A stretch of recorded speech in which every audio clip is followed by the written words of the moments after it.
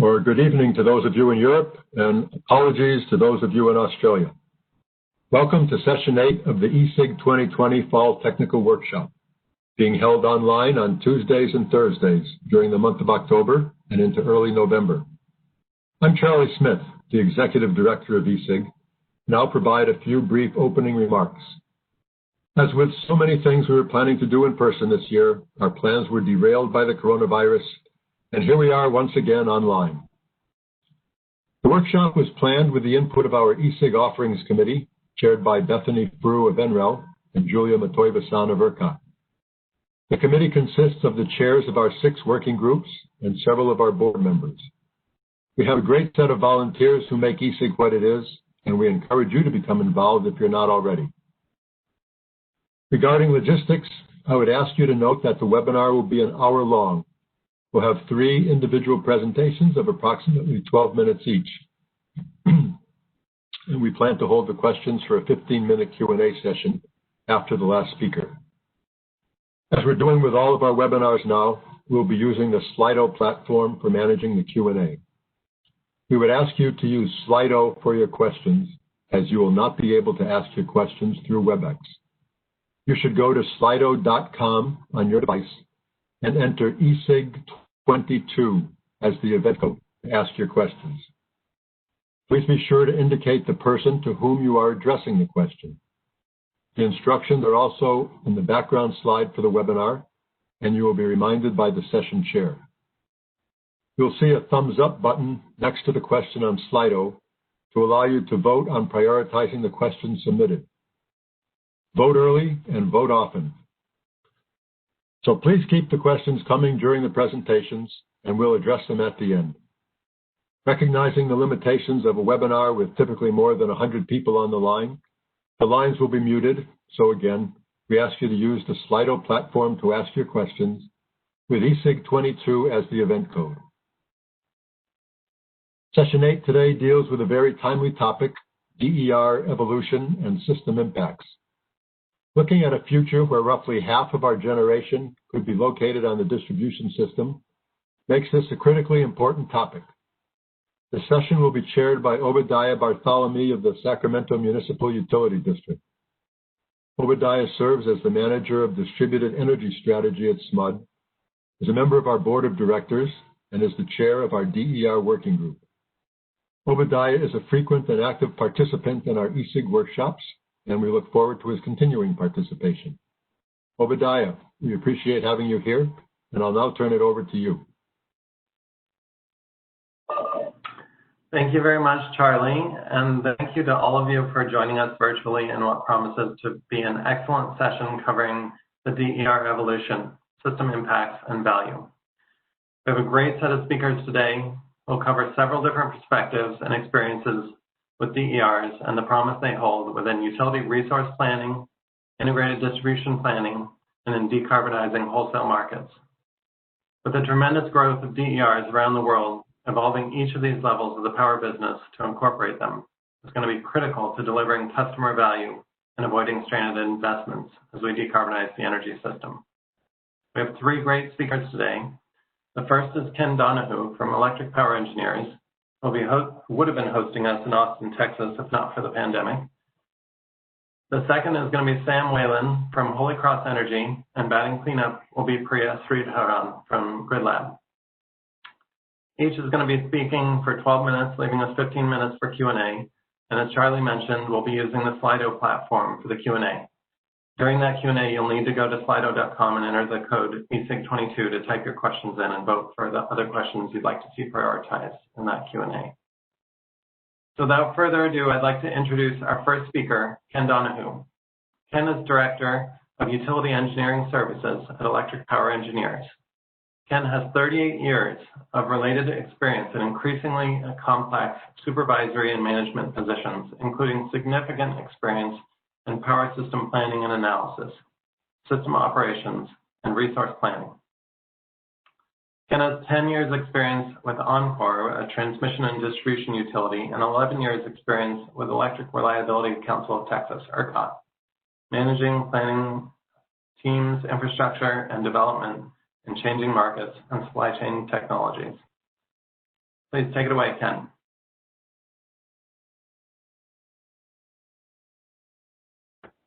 Sorry we can't see each other. It's kind of different doing it this way, but we miss all you guys and wish you were here in Austin. Just want to let you know we're probably going to set a new peak today of 92 degrees. So kind of unusual for October 22nd, 92 degrees. So good time. Miss you all, guys. Okay, first thing, let's talk a little bit about DER integration and demand response. Essentially, you know, our generation resource mix is undergoing very rapid changes right now. And it's not just T, it's D. We see increasing amounts of renewable on the transmission and distribution system, wind, solar, of course, and battery energy storage systems, BESS. And I'm going to put out a concept a little bit later around BESS that I want you all to kind of think about.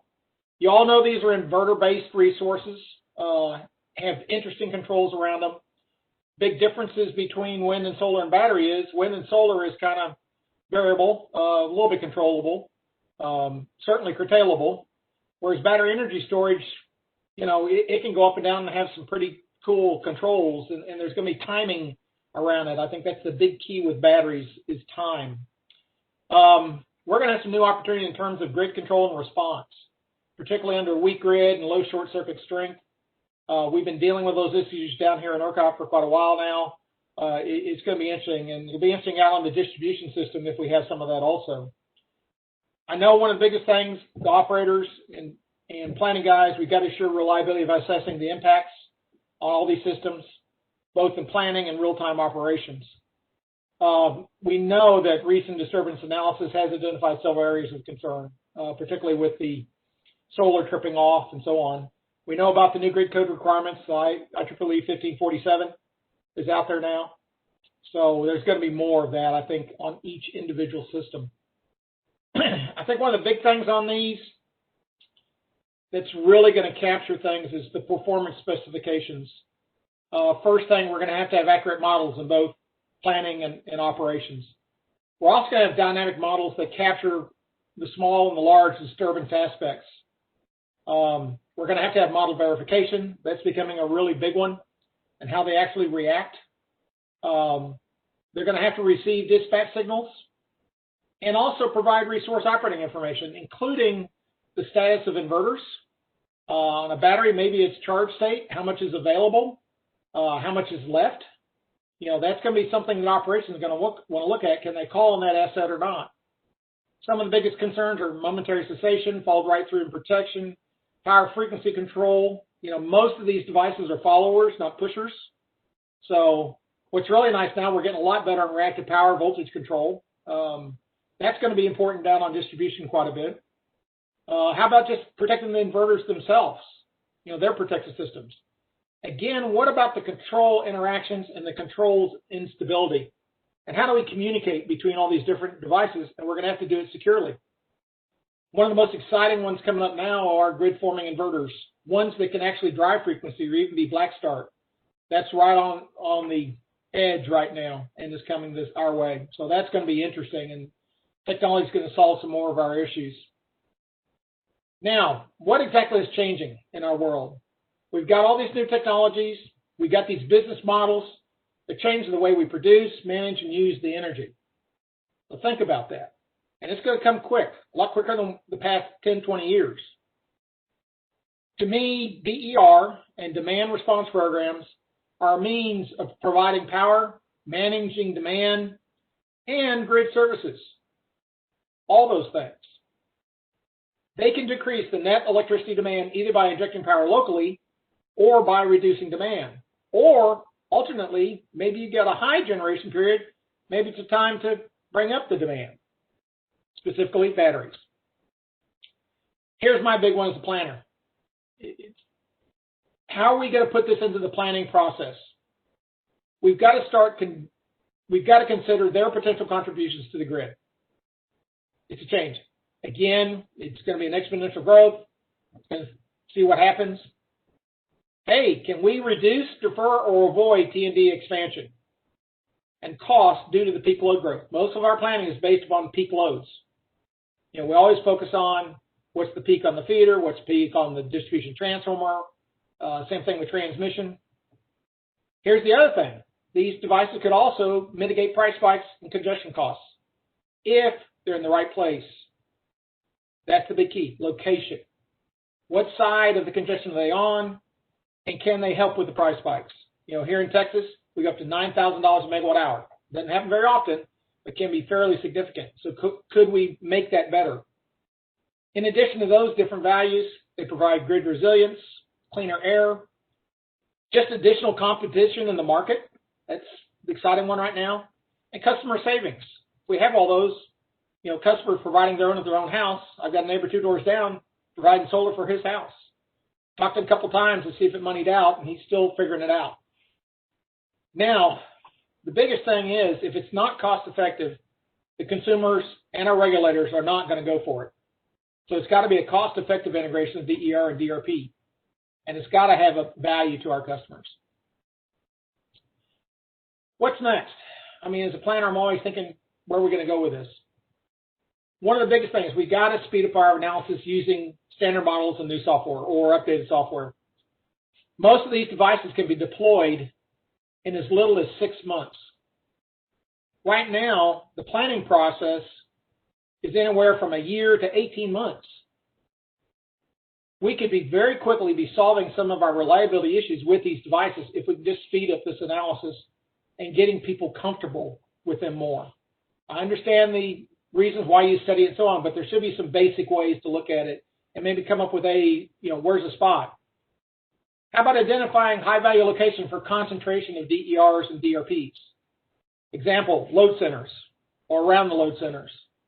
Maybe on the other side of a normally congested line that we haven't been able to build. Again, these things can be deployed much quicker than building new transmission or distribution. We can identify locations on the grid that are highly loaded, above 85%. So it's kind of important. That's kind of my mark. I look at around 85%. I assume there's probably a 5% margin of error in there, but that's when I consider, hey, we're getting to a level.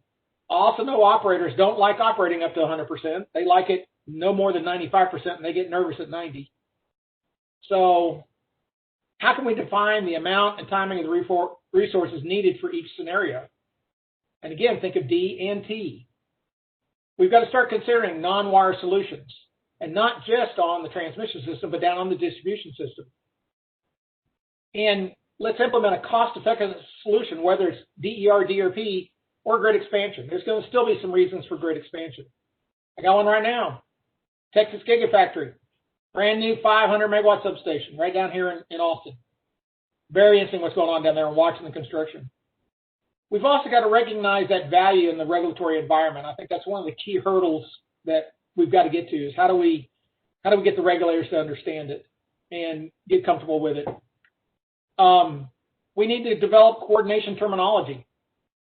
How do we coordinate and what are the terms used between D and T?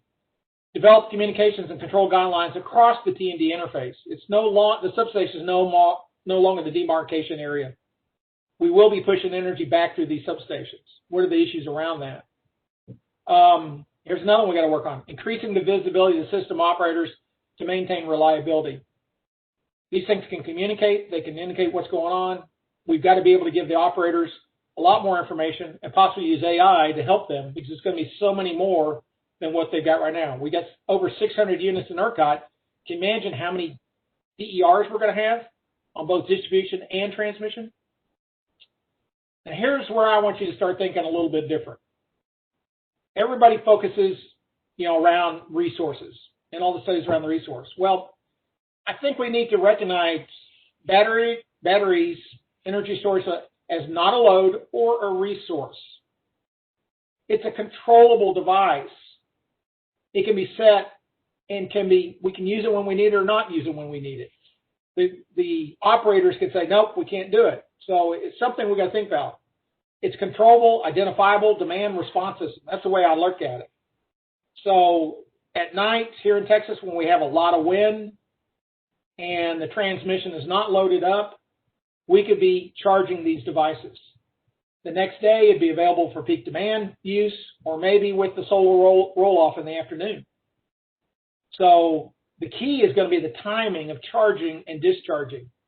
And it's going to have to be built into our software and how to bid, our bid strategies and everything else. And to me, this is more of a market tool rather than a tool for the T&D utilities. So that's kind of where I'm heading with this. Again, recognize the power system is changing very quickly. We're seeing significant activity in DER adoption. We're seeing some demand response programs coming in. And how do you balance those together if they're both on the same distribution system? We're also seeing a lot of electrification, electric cars, electric buses here in Austin. We're also seeing a lot of concern around resilience, particularly with the hurricanes that hit Texas. These are all the pieces that we're kind of looking at, grid digitization. There's some co-ops out there still using paper maps. To me, that's amazing. How do we manage all this data so we can present it in an intelligent way to the planners and operators? The technology model, again, I've talked planning all over the place. Load prediction and forecast. I mean, we're now, it's not standard peak load anymore. What's your minimum? What's your maximum? How are our forecast variability going to be now? Market automation into these systems, visibility and control of the DER, DSCADA, AI optimization. Again, I'm talking about the new generation of software. T&D integration, do we need DSOs? I've heard some people say yes, some people say no. It's kind of interesting. How about the advanced networks? We're rolling out 5G all over the place. We've got fiber everywhere. And then what is the grid architecture around this? So hopefully I'm giving you some good thoughts and trying to lead into the other presentations that are coming. So, but as a planning guy, I see us, again, going even further. Obadiah, how am I doing? Perfect. Thank you very much, Ken. Some really great content there, very thought-provoking, so appreciate all of that lead-in. Our next speaker is going to be Sam Whelan. He's the Supervisor of Power Supply for Holy Cross Energy. Sam and his team lead HCE's efforts in resource planning, forecasting, and operation and optimization of power supply resources, including both supply and demand-side assets. Prior to joining HCE in August 2016, Sam was a revenue analyst and litigation accountant for Chesapeake Energy. Sam holds degrees in finance and marketing, both from Oklahoma Baptist University. Please go ahead, Sam. Appreciate it. So just want to give everyone a quick background on Holy Cross Energy. We are located in western Colorado. We have about a 270 megawatt peak demand and we're a distribution co-op. We serve from Vail up to Aspen, a little bit west there on I-70. I think I'll start talking about DERs a little bit. I liked Ken's discussion about why are DERs becoming more important and why are there more of them. One of the reasons for us, we've had a bunch of wildfires recently, and I think that's kind of, I saw that as resilience. That's something that's driving a little bit of our planning as well as just our members' desires to have more resilience. So we're kind of an odd duck in terms of distribution co-ops. We have about 3,000 miles of distribution, but also own transmission. We're a part owner in the Comanche 3 coal-fired power plant as well. 165 employees and about $135 million in annual revenue. Just for some background, a couple of years ago, we issued our 70-70-30 plan, which calls for a 70% reduction in greenhouse gases and also for our power supply to be 70% green and renewable energy. So I think that's really driven our plans over the last couple of years. On the bulk scale, we've done some work in signing contracts for a 100 megawatt wind farm as well as a large solar farm. And then we've issued an RFP that just concluded we've got about 100 megawatts kind of in the queue of solar plus storage sited on our distribution system. So there's a lot of interesting work going on there. We're excited about that. And I think like the planning from the bulk scale and on the distribution connected utility scale resources has really helped like inform our program design. So today I'm going to talk a little bit about rather than just about DERs in general, I'll talk about DERs specifically behind the retail meter. Discuss a little bit about like our view on load flexibility, controlling behind the retail meter, DERs, and how we're, us as a utility are trying to tie those together and offer programs to our members that are effective. One other thing I'd say, we've got about 39 megawatts of distributed resources and a lot of demand in our area for behind the meter resources. So 15 of that's actually net metering, which is pretty good size for our system. So when we talk about like load flexibility and DER control behind the retail meter, and in general, we have kind of two main value streams that we're looking at. One is capacity costs, and that's just largely, how do we design traditional like demand response programs? How do we reduce peak load to save money for the co-op as well as our members? And then with the resource planning we've done, that's kind of opened up this avenue for another value stream of renewable oversupply. And so that's largely how do we mitigate oversupply when we have excess generation? You can see on kind of that messy graph down there, there's sometimes, particularly in the shoulder and summer months, that we'll have renewable oversupply. And so we're looking at ways to, manage that. And I think largely it'll occur through like bilateral market deals, as well as future EIM planning in the West. But we do see like load flexibility behind the meter resources as playing an important role in that. And if it can be cost effective, then we're excited to design programs so that members can participate in that as well.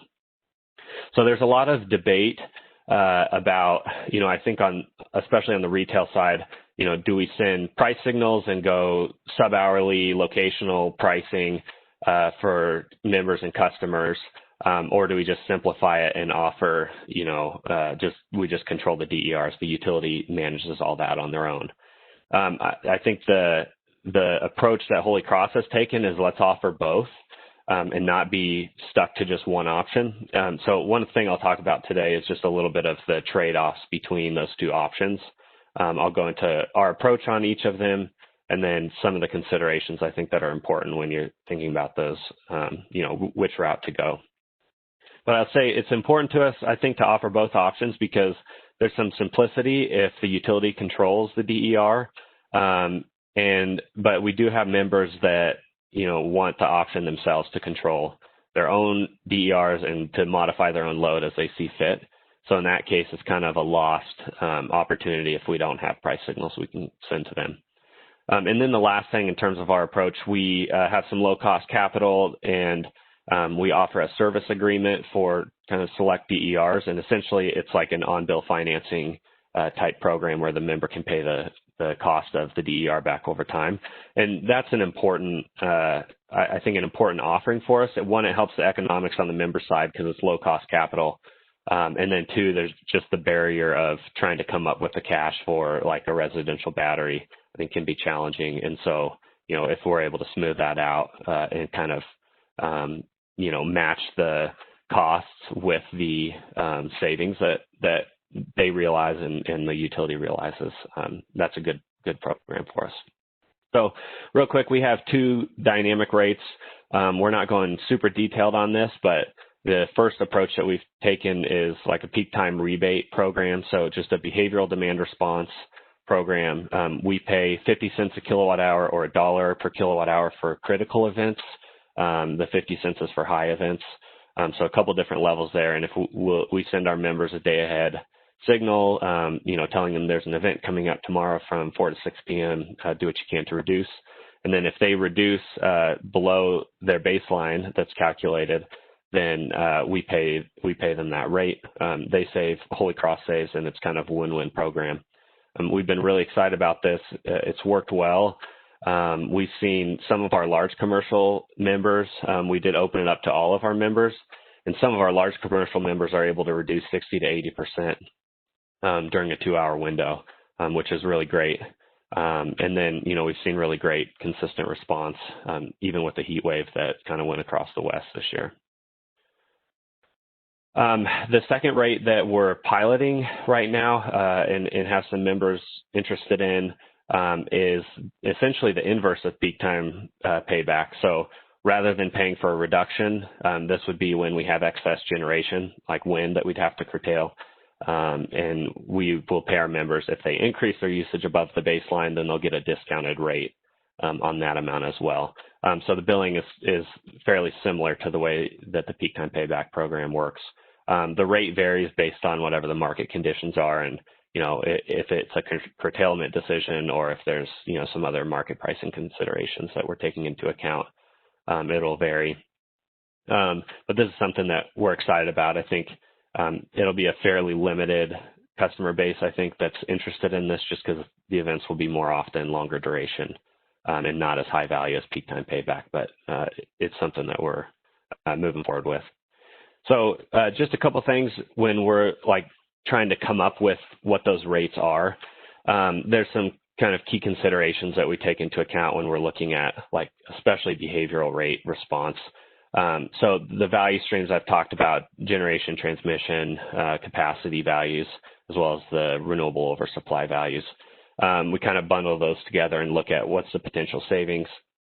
Then you have a few risks. One is just forecasting risk. If we call a peak event and it's not the one coincident peak hour for our wholesale power provider, then we obviously pay money and we don't save anything. So there's some risk there, as well as if you call a lot of events, you're paying more money for still the same amount of savings. And then a few risks in terms of member response. The baseline is just a calculation of what their usage should be based on their historical usage, but there's obviously some error potential there. You also have the member was on vacation anyways conundrum, where essentially if someone's gone and we call an event, they still get paid for reducing load, even though it may not have been an actual modification. And then you have inconsistent response between days, which that is a lower risk than we initially thought, which is great data to have, but it still is definitely a risk in these programs. So now kind of the second approach of distributed control of DERs. This is, if the member doesn't want to get text messages and emails from us and price signals in order to modify their load on their own, or to, modify the behavior of their DER, then we're working on programs where we actually have direct control of their DERs. We start out with our EV program. We've got over 1 megawatt of controllable residential load, and we have a fleet of about eight electric buses up in the Aspen area, and in the Vail area they have plans for buses as well that are all electric. And so we've been really happy with, I think, the success of that program and the controllable load that we have with that program. We give out free chargers, and in return they allow us to modify the charging pattern in order to save money on our peak costs. So then from there we did a Basalt Vista pilot project, and this has been presented at ESIG before, I believe. So some of you may have heard of it, but it's essentially this picture out on the right there. We took, rather than just EV chargers, we looked at what if a whole home is all electric. We've got the HVAC load from the heat pump and electric vehicle, heat pump, water heater, battery storage, and distributed PV. And how do we control that, together to operate with our grid and to save on our power supply costs. So that was a really good pilot. We partnered with NREL, a variety of different organizations, some affordable housing organizations as well. And from that, those learnings that allowed us to, kind of take, how do we do Basalt Vista in an unsubsidized manner at scale. So we developed a couple tariffs that I've briefly mentioned, the service agreement for the financing, and then the distribution flexibility tariff essentially provides a fixed bill credit for allowing us control of the DER. We are currently working with Camu Energy on a platform that integrates all of the DERs on our system, as well as our current forecasting and kind of market operations work, and kind of puts in the same platform. That way we can actually control the DERs in a single interface. So that's been good. And that's led us to, right now, we've rolled out a Tesla Powerwall pilot program. This is kind of a combination of everything you see. So there's a financing charge, there's a credit for allowing control. Camo Energy dispatches the storage through their platform. And then that works out to about a $30 a month premium for the member for resilience, which we're pretty happy with, I think, to only pay $30 a month for 10 years when a couple Powerwalls can easily cost you $20,000 up front. So that's kind of an example of how we're taking different programs and different learnings that we've had and putting them together in a single package. This is an example, and I'll go fairly quickly through this just since I know I'm running a little low on time, but this is how, like, just kind of a snapshot of looking at valuing a controlled asset. So I talked a little bit about the behavioral rate response, but this is really, if we have control, it's a little bit simpler because you know the response that you're going to get. So the green value there on the left is the cost of the residential battery, and then we've got kind of the savings items in blue. So we save from capacity, we save from renewable optimization. Then if we're able to dispatch the storage in a 2-hour duration, so let's say our forecasting is good enough that we don't need to dispatch the storage at 4 hours, we're able to close to double the capacity savings. And then here's that interest-free capital that really helps bring down the cost of the battery compared to if we just use standard utility capital. And then we have some just policy-based rebates that help with the cost. And that ultimately, then we have some risk adjustments that aren't as great as with the behavioral rates, but they're still in there that help share some savings with the rest of our members, as well as just cover some risk if we miss the peak. So this is kind of a messy slide, but it gives you an idea on some of the considerations that we look at between rate response and direct control. And I'll just summarize quickly. I think the biggest differences is, in terms of rate response, the signaling simplicity is much easier. All we have to do is send a text message, we get the meter data, and then we pay our members. And the direct control of DERs is much more complex situation. The billing of it's easy. It's just a fixed credit if you calculate it correctly. But the actual integration of those DERs is a big project. And then, the last thing in terms of an advantage of direct control, I think has to do with mainly just its lower risk in terms of measurement quality. So we know what we're getting from a residential battery. You don't have the baseline error issues. And then you can cycle it, as often as your program allows, rather than having to worry about sending a member too many text messages and kind of getting a reduced response over time or burning them out of the program. You just cycle it, and there's less risk that you miss out on the savings you're trying to achieve. So that's just a quick overview of some of the stuff we've been working on. Appreciate the time and happy to answer any questions at the end. Thank you. Thanks very much, Sam. That was really an impressive set of studies and pilots that you guys have going, and looking forward to hearing more about their results and impact going forward.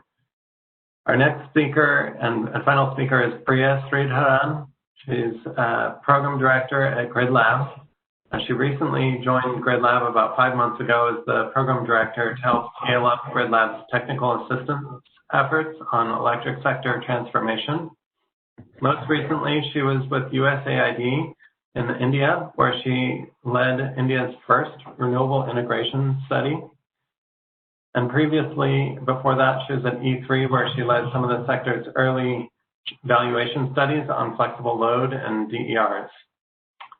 Priya has a PhD and MS in mechanical engineering from the University of California at Berkeley. So I'll turn it over to you, Priya. Go ahead. Great. Thanks a lot, Obadiah. It's a real pleasure to be here and be a part of this panel. In my presentation, I'm planning to share insights from a recent eLab accelerator effort that was conducted on this topic of DER integration into Wholesale markets. We actually just concluded some of our formal sessions just a couple weeks ago. So what I'm about to present is somewhat just hot off the press. So we had a phenomenal team. We had 3 participants from RTOs. Jeff Dennis from Advanced Energy Economy was my co-lead. And we had DER providers participating and a number of independent experts that have been working on these issues for some time. We had amazing facilitators from RMI. And though he was not a formal part of our team, Lorenzo Christoph did, as being a part of the faculty of eLab, did participate in some of our discussions. So what were we trying to do? I will note that we actually formed this team before we knew that FERC 2222 was going to be released. So initially we wanted to focus on developing principles for overcoming barriers to DER integration. Once FERC 2222 was released, we repurposed our discussions a little bit to think about how we could make our work more useful. I think it's important to also cite what we didn't take on. We did not take on the issue around distribution system operators, in part because of the ongoing EPRI effort on this topic, as well as that initially there was supposed to have been a different eLab effort that was looking specifically at DSOs. I also want to point out that we are not, through this work, trying to articulate a position that the value of DERs is better captured through wholesale markets versus utility programs, et cetera. Merely, we are trying to think about how do we remove barriers and expose the value to wholesale markets. We just heard this amazing presentation of all the great things that Sam has been doing at Holy Cross Energy in terms of utilities really capturing this value. Okay, so early on in our process, it was really fascinating at how quickly our team was able to converge on what the importance of this topic is. And it very much aligns with the points that Sam was saying earlier, and that is that DERs can play a huge role in bringing in grid flexibility. Load flexibility is really important. It can help bring down costs towards reaching a decarbonized grid. And it was rather encouraging that, overall in our team, we really saw this as a means towards an end, and the end being a decarbonized modern power system. This idea is actually, we're seeing this show up in multiple venues and analysis. Recently, GridLab, in partnership with NRDC and Sierra Club and Involved Energy Research, released a deep decarbonization study for Colorado. And in that, you can see that we're able to reach fairly high penetrations of renewable energy with very minimal storage. And if you dig deep, you'll see that it's in part because of the ability and the assumptions we made around load flexibility. Some of you may also be familiar that ESIC has a Reimagining RA effort, and in that set of principles, the first principle is around the importance of load participation. There we go. Okay, so getting back to our first task, which was to develop criteria. What is a criteria? What makes for a good set of principles? And ultimately, it comes down to the Goldilocks test. You want principles to be generalized enough, but not so broad that they're meaningless. You want them to be, you don't want them to be so detailed because then they don't really hold true for a lot of different conditions and scenarios. So this was quite a challenge. In fact, nothing about developing the set of principles was straightforward or easy. We started with the blue sky vision, and we were then able to narrow that down to 7 draft principles. I will note that this language is still evolving. And this actually, as I mentioned, started before FERC 2222 was released. After we saw that the order was released, we went back and looked through, well, how do our principles really match the compliance requirements of 2222? And we found that we had reasonably good coverage, not complete coverage, but about 5 of the 7 compliance requirements were reasonably covered by the principles we had developed. So I will note that the red text box at the bottom, please do just note that this work is evolving. We haven't really finalized some of the wordings on the principles, so just want everybody to keep that in mind. 3 of our principles focused on eligibility, including dual participation. And again, I'll just note that this was developed actually before 2222 was released. This principle encompasses several themes: dual participation, double counting, coordination. In our discussions, we decided that with the right combination of market rules and disincentives for poor performance, along with operational coordination, that dual participation should be feasible. And we talked about some of the existing examples of where you see RTOs and utilities coordinating, and that we can build on those efforts. We had 3 principles that were focused on communications, metering data, and then, of course, a closely related theme around performance. On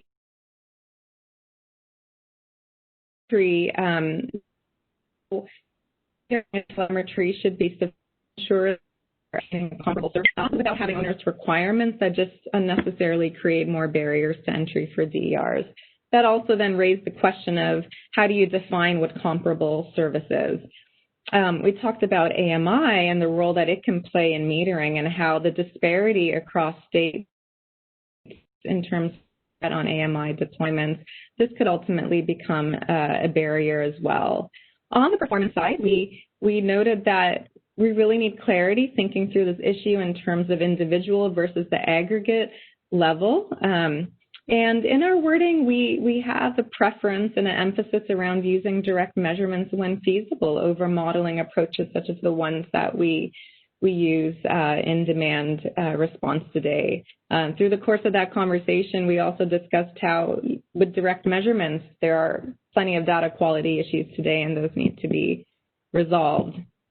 Last, but by far not least, we have one draft principle that focuses exclusively on process, and it's framed or worded to bring the relevant parties together. We wondered whether we need to add other stakeholders in addition to DER providers, and we questioned how feasible this is. One perspective was that it should be more of a one-way process, and that the states and the utilities should show up at the RTOs, not really the other way around. And the notion of having coordination in 2 timescales was suggested, and that we have rules, we have coordination when we're setting up the rules around operational coordination, and then of course you have the coordination that's happening in real time. So as I mentioned, we started our work, and then 2222 was released, and at that point we really wanted to repurpose our effort. How can we be useful towards the forthcoming process? Can we turn this work to be helpful towards what the RTOs will have to do? And in order to do that, we wanted to better understand what are the challenges that RTOs face when they're developing these kinds of rules. What you see here are a list of some of the key themes that were discussed. The speed of the entire process is a real challenge. You start off with one set of conditions. By the time you have approval from the commission, the landscape has changed. Technology and software limitations are always an issue. One of our team members noted that there is a House Energy bill with provisions for software for RTOs. It's a very interesting question when you start thinking about this rule versus rules and programs for demand response. So in some ways, the rule is intended to be more generic, but really are we more specifically talking about a particular set of distributed energy resources that are non-demand response? And that has implications for other issues, whether you're talking about baselines or measurement and performance, et cetera. Finally, we had a conversation around, more often than not in these situations, the RTOs end up having to tweak what they have already. as opposed to really doing something transformational. And we talked about how it could be really exciting if we were able to support a more transformational change, and that could be a step towards a universal participation model. And again, last but not least, one of our team members noted that even having a framework to set up these conversations in the stakeholder processes would be hugely beneficial. And actually, that's one of the reasons why we then shifted towards thinking about recommendations, but also how can we document the entire process we went through so that it can be useful for multiple RTOs. We ultimately came up with draft recommendations in 4 broad areas: eligibility, information and data requirements, coordination, and then this theme of working towards a universal participation model. I'm not planning to go through all of them, but I just want to give you a flavor of some of the kinds of ideas we discussed. Under information and data requirements, we had 14 recommendations. One of these recommendations is around the need for tailoring these requirements on data and information. They really need to be specific to the different kinds of products or services that DER are offering, as well as the DER types. You can't really have a one-size-fits-all kind of approach, but it's really about figuring out that sweet spot where the RTO is comfortable with performance, and you have the telemetry and metering to support that. This question of having different requirements for different sizes of resources came up. That also has an implication, of course, towards what the costs are. And the notion of having platforms for sharing ideas amongst the RTOs was really favored. Is there a way we can think about standardizing some of these methodologies and definitions? DER aggregation should be treated as a single unit as opposed to the individual subunits. And then that, of course, begs the question of exactly what's required to be shared at that aggregate level versus the underlying data that supports that. The notion of data needing to be collected in different timescales came up, in that there should be data that's collected perhaps in advance versus what's collected in real time. And then finally, we think it's important to have flexibility in that RTOs can define what their criteria are and in a transparent manner and what kind of information they need. But the notion of having flexibility in how to provide that information will be important. We had a couple sessions where we deep dived into different sort of technical issues, and I do want to note that in the course of those discussions, there were 3 areas that were fairly complex: double counting, dual participation and coordination, and then metering, measurement, and data. I'll just note, actually, we did attempt to come up with our own definition of double counting. We weren't actually satisfied as a collective around the language that we developed, although we did note that it should incorporate two components, one component being around compensation, and that is not having double compensation, but also thinking about the accounting aspect and how this fits into planning. I've also noted on the slide what FERC's definition is around double counting, and that is focused on compensation. One of our team members actually noted that during the California proceeding, this issue was hugely contentious. The utility-led working groups were not able to come up with the consensus definition. So I'm almost done. So just to sort of wrap up, the ideas felt very simple at the highest level. Once we started digging into the details, that simplicity very quickly disappeared. One of our insights was you really do need to go through that hard work of exercising each concept against different use cases. Exactly what is the use case of the DER at the distribution level versus the wholesale level? When do your definitions around double counting or measurement, et cetera, work, or where do they fail? The line between 2222 and demand response programs is a bit unclear, and we'll need a little more definition there, and that raised the question of whether 2222 is really more about behind the meter storage and specific types of DER as opposed to all of the kinds of DERs that we usually think about when we think about DERs holistically. There's a great opportunity to learn from existing programs. Certainly California has had one of the longer programs, but has had some challenges in terms of participation. New York ISO as well as ISO New England also have programs we can learn from. I mentioned earlier the EPRI TSO DSO coordination effort, and they're doing some really great work that I think will be quite instructive. They don't get into some of the policy issues as much, or compensation, for example.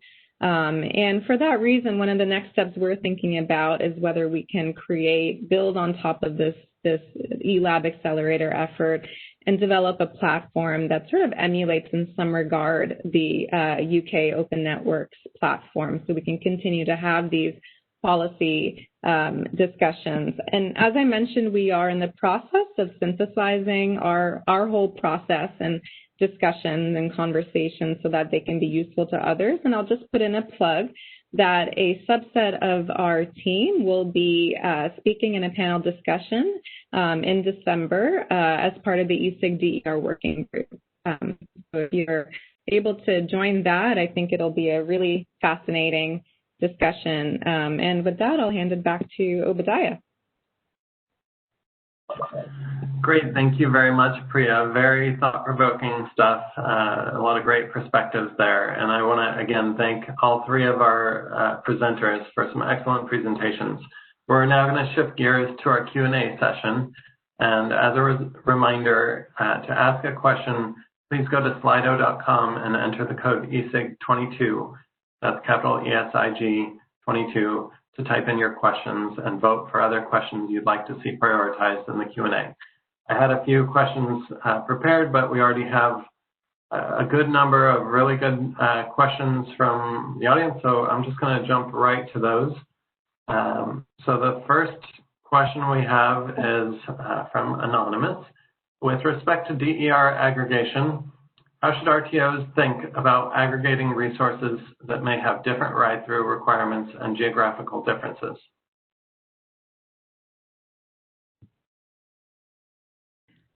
I'm assuming the question is directed towards me. I certainly cannot speak for RTOs. I was lucky to have them as team members on our effort. Actually, this element around geography is one that of the different principles we thought about, this wasn't really a topic we delved as deeply into. So I would say that I am not comfortable trying to sort of speak on behalf of RTOs. Any perspective on that, Ken, from your prior experience? Yeah, I think one of the things here is, there's unique portions of the grid. I mean, just example here in Texas, West Texas is not like South Texas. The load's different, the resources are different, so on. So that's something that they're just it's a locational thing that they're going to have to handle. And that's one of the problems with all this data going back and forth now, and there's going to be much more of it. How is an operator going to make decisions? And, they can't wait. They've got to act very quickly or act ahead of time. So it's just something they're going to have to integrate into their operations, and it's going to be very complex. Thanks, Ken. The next question we have from the audience is Brian Palmentier asks, are there any thoughts on how to value DER costs in planning, given that many DERs are at least partially paid for by customers? So I think thinking about incentives, revenue versus lost opportunity. On for a little bit.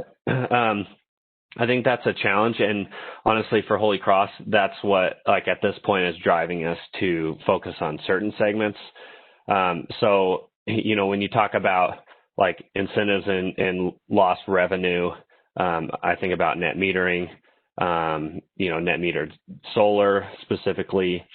But that's kind of, I'd say that's a challenge with rate design. And if there's a problem there, it's largely due to just poor utility rate design. And we see that kind of across the country, Holy Cross being, one of those as well. So I think that, like for us, we look at incentives, we focus them, we have a resource plan for 2 megawatts of rooftop solar. So we want to accomplish that, and we have incentives for that. But you kind of see, like in the scenario where you look at battery storage, where it doesn't, degrade our revenue, but it provides opportunities from both capacity costs and renewable oversupply and resilience for our members. That's kind of where we're throwing in incentives plus financing plus ongoing credits, and giving as much value as we can do that. So I would say for us, it kind of depends on what DER that is. Hopefully that helps answer the question. Yep, I think so. Thanks for that perspective. I'll move along to the next one, also from Brian. He got a two-part question, I guess, to all. What is the biggest barrier to DER resources being full-fledged resources on the grid, trusted in operations, decided on and planning beyond net load?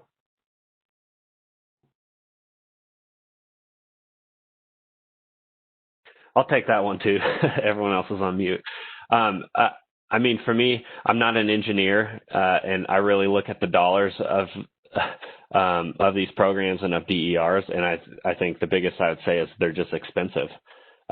We have challenge. I think members aren't necessarily willing to front the high costs of them, and utilities just haven't found ways to pass through value to them. So that you invest in a DER and it just sits there. That doesn't do anyone much good. So I think they're expensive. From like a distribution co-op perspective, we have a hard time accessing like ITC value if we're talking about, let's say, behind the residential meter, solar plus storage. How do we get that value incorporated? And then the trade-offs that we just talked about lost revenue and lost value. And then, I think ultimately our approach is if the DER costs more than, where we could get it alternatively from bulk supply, then the member needs to pay that difference. We don't want to burden the rest of our members with that cost. And so then it's just really a calculation of, whatever that net difference is that comes out of the DER cost and value, is the member willing to front that? I think there's some DERs that are starting to get low enough in cost that we're seeing demand for it. But there's still many DERs out there. I think of cold climate heat pumps in our area are incredibly expensive with the high cost of living. And it's a hard barrier to overcome when the economics don't pencil out. I can add a little bit to that as well. And I agree with everything Sam's saying. Like, obviously the economics need to make sense. But in terms of when the economics look favorable, I think there's still been a question of why aren't we able to capture the full value? And I think part of that answer is that it's complicated. To really get program design at the retail level, at the wholesale level, to be working in a way that is compatible with what consumers want, it's compatible with the needs of the RTO, it's compatible with the needs of the utility. That's a really tricky challenge. And that's why we're all here. I think DER is really interesting because it straddles that, the traditional paradigm. You have these resources that can play as both supply and demand. And we haven't even yet talked about the challenges at the consumer side. We're all very excited about flexibility from water heating heat pumps or space heating heat pumps, et cetera. But anyone who's done work within the built environment knows that it's very challenging to even get what you need to get done well in the built environment. So my take is that it's the complexity and getting alignment between the program design in a way that works for everybody is probably the biggest barrier. I'm going to add to that a little bit. I think the biggest thing, we've gone through this with many different technologies over the years. Nuclear was something new. We learned a lot when nuclears came on. Then we had combined cycle. Then we had cogen. Then we had wind. Think about that. 20 years ago, wind came on. We had a lot of naysayers. now solar and batteries and even down on distribution levels. I think what it's going to take is time and experience. And hopefully we don't have very many disruptive events that make people back up. And we work through those things. I think that's what's going to get there. Yes, cost is important. Yes, all those other factors are too. But to an operator, until he can trust it and know it's going to do what it needs to do when he needs to do it. Same thing on the planning side. When I find a problem, I want it to be solved by it. I don't want to create a new problem. So that's kind of where I'm at. Thanks for those excellent perspectives. Yeah, I was going to add in Ken's perspective, I think a big challenge is having the operators or the planners have the direct experience and be able to see the response, and hopefully, ESIG can play a role in disseminating experiences from others that can be valuable and being able to see this, even if it's on a different system than our own. All right. I know we're at noon, but we have a few more questions here and still quite a number of folks on the line. So I'm going to continue for maybe 5 or so more minutes. And if you can stay on, great. I think it's a good conversation. So our next question is directed to Priya from Dave Maggio. Can you please talk more about what folks are doing to avoid double counting when there's participation in both wholesale and retail markets? Sure. There's an echo there. I think we have limited experience so far, but I'll point you to 2 examples. There's the approach that California has taken.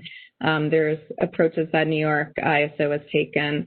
In California, I would say this has been a extremely, as I mentioned in my presentation, a really contentious issue.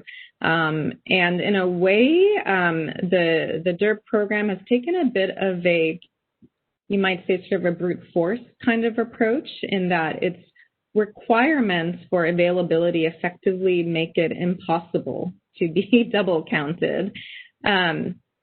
There are other approaches as well that have been looked at. For example, if you're participating in a utility program called SGIP, which one would argue this is up for argument, but whether it's already awarding capacity value, should you still be considered for capacity credit at CAISO? And so again, when limiting participation is one way to do that, but you want to do that in a really careful way so that you don't see very limited penetration of DERs, which has been the case in California, unfortunately, when we do really need more DER participation in markets, whether it's retail or whether it's wholesale. In New York ISO, my understanding is that there's less of a concern around the double counting issue there, and that if the DER is getting compensated at the retail level as well as at the wholesale level, that's not a problem to New York ISO as much in their DER program design. But again, I think this is an issue it's so contentious. It really requires a very thoughtful stakeholder conversation and walking through specific use cases. When I started thinking through this, in my mind, arbitrage, retail to wholesale arbitrage, I thought of as a double counting kind of issue, but it's really not. Maybe you could call it something else, but it's not double counting because you're not doing and offering the exact same service at the exact same point in time. Thanks, Priya.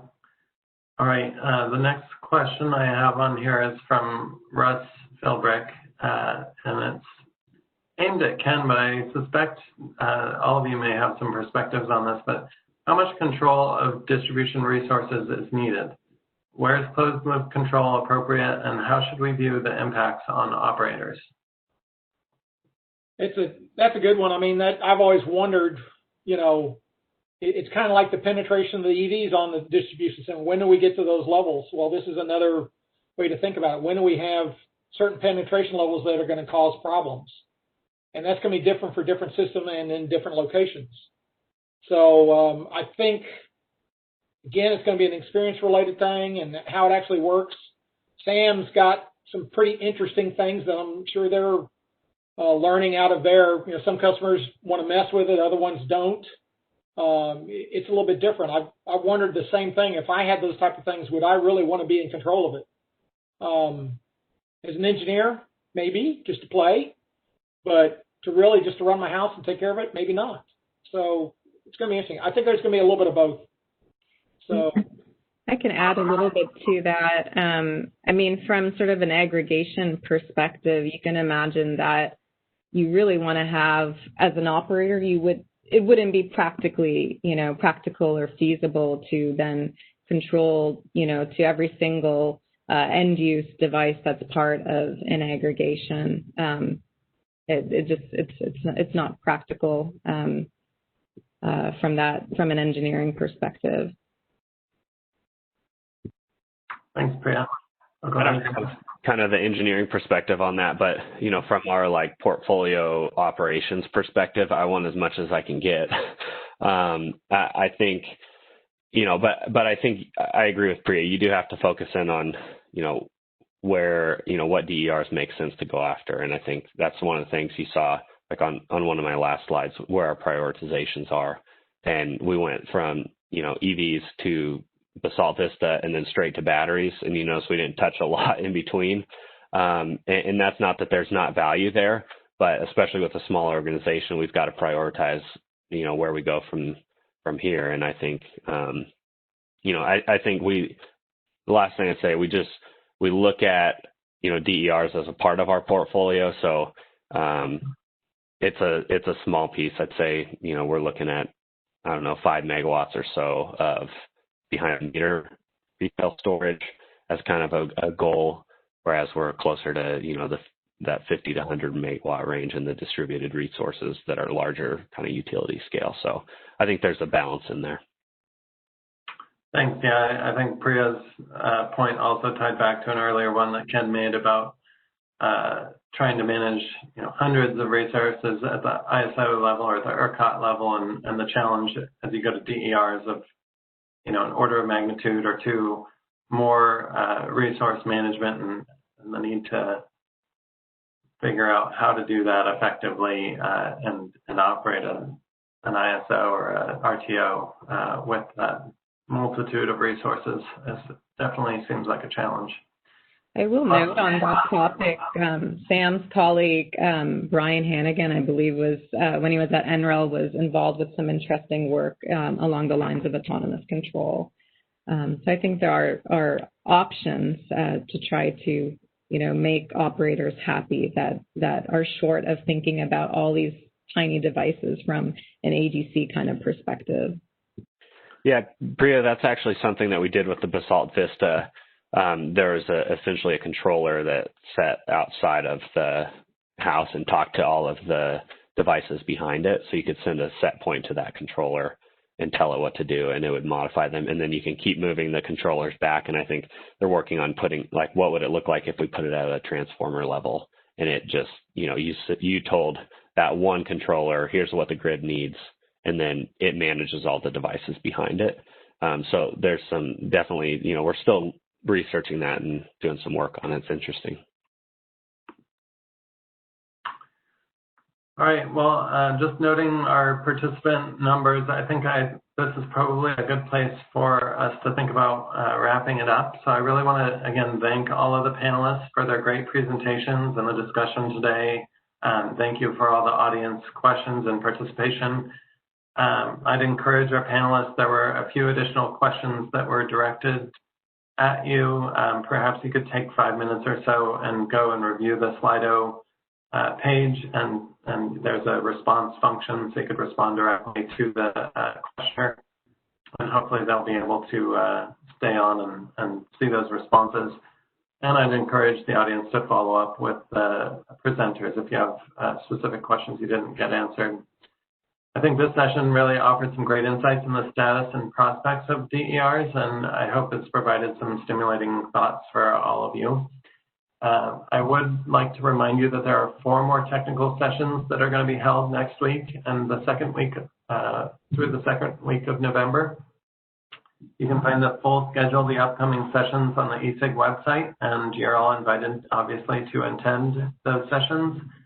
The next session is on system planning considerations for high variable renewable energy penetrations, and that's going to be next Tuesday at 2 p.m. Eastern. So thanks again to everyone for your participation. Please stay safe, and we look forward to seeing you then.